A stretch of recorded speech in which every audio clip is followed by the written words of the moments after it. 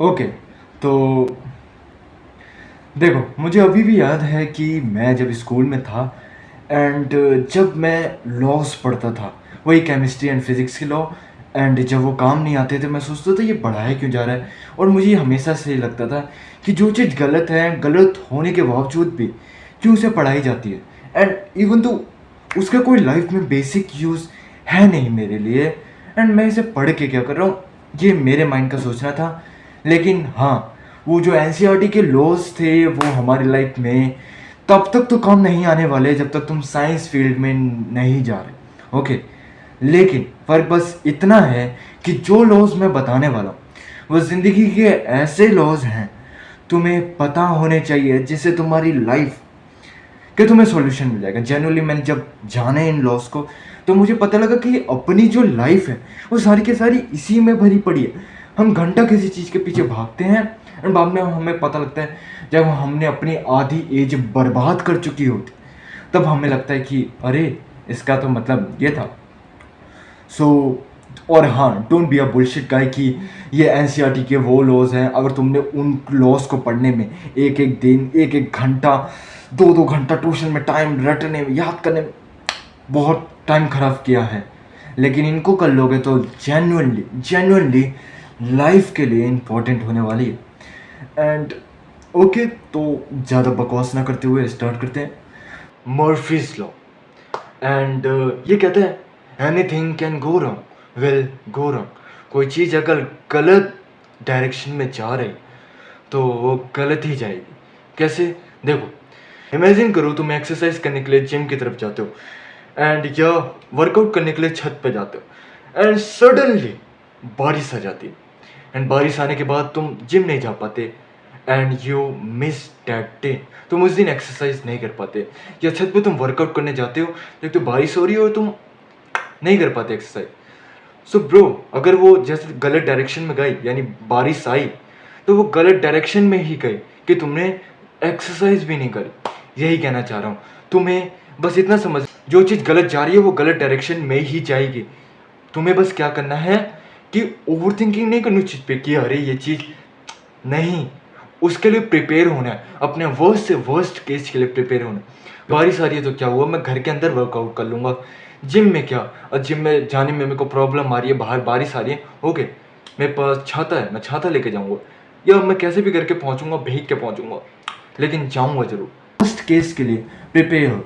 अबे तुम time waste करो, अपना टाइम वेस्ट करना बंद करो, एक्सरसाइज करो, जो लाइफ में अचीव करना है वो चीज़ करो, या यू कैन स्टार्ट, क्योंकि तुम्हारे पास टाइम बहुत है और अभी भी तुम्हें ये लगता है कि तुम्हारे पास टाइम बहुत कम है। तो actually you are wasting your time, and time is most important thing ever in your life. इतना समझ लो, इतनी लाइफ में मैंने यही सीखा है, बहुत इंपॉर्टेंट चीज़ है टाइम। बाद में रिग्रेट आएगा कि काश मैं उस वक्त पहले स्टार्ट कर लेता, या और दूसरा लॉ है सर्जन लॉ। देखो, सर्जन लॉ पता क्या कहता है, 80% of your work is stress, उस स्कार्प है, मतलब वो बेकार, मतलब कोई उसकी वैल्यू ही नहीं है जितना तुम्हारा जो 20% तुम्हारी लाइफ की वैल्यूएबल चीज़ है। मैं कहना क्या चाह रहा हूँ, देखो मैं समझाना कुछ ऐसा चाह रहा हूँ कि लाइफ में तुम जितनी चीज़ें करते हो, कितनी लाइफ में एक्सरसाइज कर रहे हो, पढ़ रहे हो, कोई स्किल को डेवलप कर रहे हो, योगा कर रहे हो, मैं कैलिस्थेनिक कर रहे हो, या अलग अलग चीज़ें कर रहे हो, लेकिन इनमें से कुछ ही चीज़ें, 20% ऑफ चीज़ें ही जो कि तुम्हारी लाइफ में एक्चुअल इम्प्रूवमेंट लाएंगी। जैसे कि अगर तुम मान लो, एग्जांपल कहूँ, मान लो तुम मेडिटेशन कर रहे हो एंड तुम्हें ओवर थिंकिंग हो रही है, तो वो अकेली 20% या 10% चीज़ है जो तुम्हारी लाइफ में चेंजेस लाएगी। जो तुम देखो पूरे दिन में तुम हज़ारों चीज़ें कर लो, उनमें से एक दो चीज़ें ही होंगी जो तो तुम्हारी लाइफ में एक्चुअल चेंजेस लाएंगी।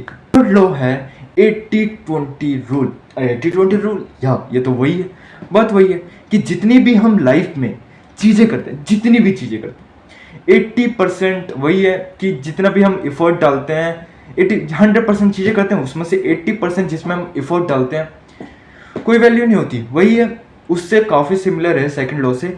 ये बस कहता है कि 20% जो हम इफ़र्ट देते हैं उससे हमारे 80% चेंजेस आते हैं हमारी लाइफ में।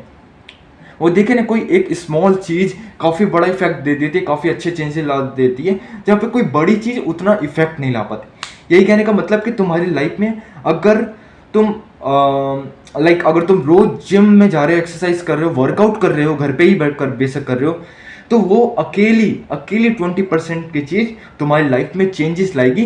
वेदर जो तुम 80% ऑफ चीज़ कर रहे हो, लाइक रनिंग कर रहे हो या एक्स्ट्रा चीज़ें कर रहे हो, कैलिस्थेनिक कर रहे हो, योगा कर रहे हो, हर चीज़ें एक साथ करने की कोशिश करो, ट्रेस हो जाएंगी बाय कुछ ही चीज़ें जो तुम्हें 20% of your effort give 80% of result. साफ सीधा कहने का यही मतलब। एंड द फोर्थ लॉ जो काफ़ी इंपॉर्टेंट है और काफ़ी ज़्यादा फेमस भी है, वो है द कंपाउंड इफेक्ट। देखो वीडियो बनाता हूँ एंड फ़र्क बस इतना है कि मैं इतने दिनों से लाइक मैं काफ़ी ज़्यादा वो कर रहा था कि परफेक्शन, मैंने स्टार्टिंग में ही सीख लिया था कि मुझे परफेक्शन के पीछे नहीं भागना। फिर वही परफेक्शन परफेक्शन परफेक्शन की नहीं, ये चीज़ सही करनी है। फिर मेरे को ये लगा कि ये धीरे धीरे इम्प्रूव करती है। देखो जो चीज़ धीरे धीरे धीरे धीरे इम्प्रूव करती है वही आगे जाके काफ़ी बढ़िया बनता है। यही कंपाउंड इम्फेक्ट जो तुमने सीखा है कि धीरे धीरे जो बूंद बूंद से सागर भरता है, वो चीज़ तो तुमने सुनी होगी ना, वैसे धीरे धीरे धीरे धीरे अचानक से वो चीज़ तुम्हारी लाइफ में बढ़ जाती है। देखते हो एक्सरसाइज कर रहे हो तो इतनी जल्दी रिजल्ट ही मिलता, धीरे धीरे धीरे धीरे अचानक से कंपाउंड हो जाता है।